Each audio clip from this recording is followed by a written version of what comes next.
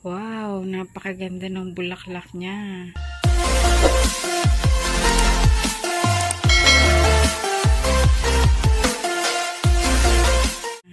Ito yung binili ko na Phalaenopsis guys sa online from Pangasinan. Ayan, after 3 months, nag-bloom na siya. Ang bilis nga karaniwan kasi yan, palalakihin niya muna, lalaki muna siya ng yung medyo old bago siya magbulaklak. Pero ito nagbulaklak siya. Hindi ko pa yan nilalagyan ng fertilizer kasi nga baby pa. Pero ayan nagbulaklak na siya guys at ang ganda. Diba? Ang ganda ng kanyang combination, white and purple. Na meron siya ditong light purple. Ang ganda guys. At ito yung isa meron na rin siyang ibubloom. Hindi ko alam kung anong kulay yan. Ang ganda. Totoo yung sinabi ni seller na napakaganda ng bulaklak ko. Ano yung sined niyang picture at kung ano yung pinadala niyang seedlings, yun din. Ito na yung isa sa sined niyang picture. Titignan ko yung 4 kasi 5 yan na seedlings guys na binili ko. Waiting tayo doon sa 4 pa. Napakaganda.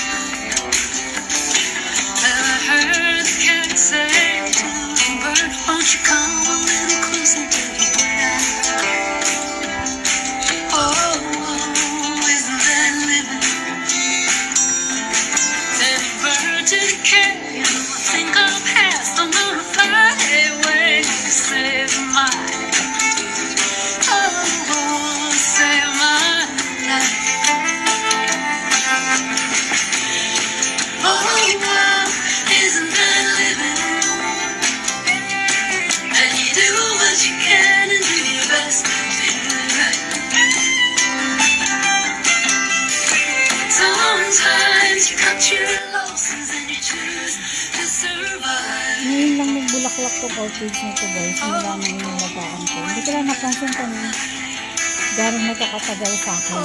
So, inayaan ko na lang siya dyan. Tapos, ayan, meron siyang isang suloy. Ayan, meron siyang baby. And then guys, tignan nyo naman kung gano'n kaganda yung kanyang bulaklak. Ayan. Ang haba na kumpul-kumpul. Tignan mo. Wala kang makikitang patlang sa pagka dikit-dikit ng kanyang petals. Oh. Ang liit lang niya.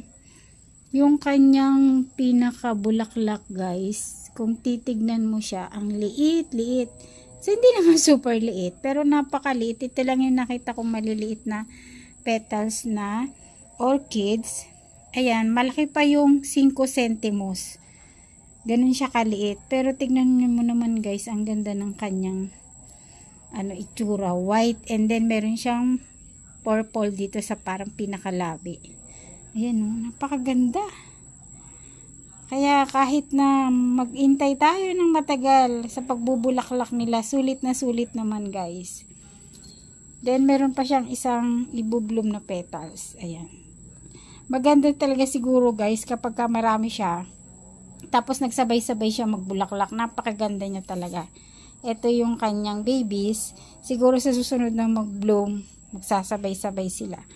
At yung kanyang root ay very healthy. Ayan. Ayan guys.